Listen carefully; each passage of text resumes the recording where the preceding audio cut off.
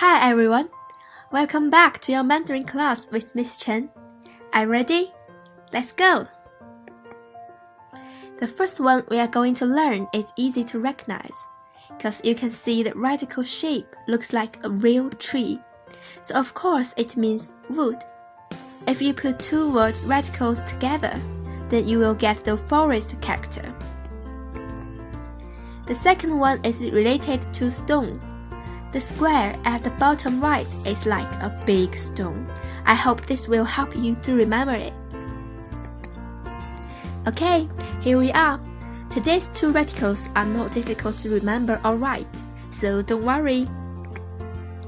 Today we will try a new way to practice characters.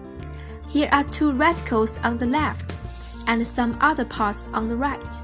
You need to put them together to make new characters that we've learned before. You can use a dictionary to help you with it.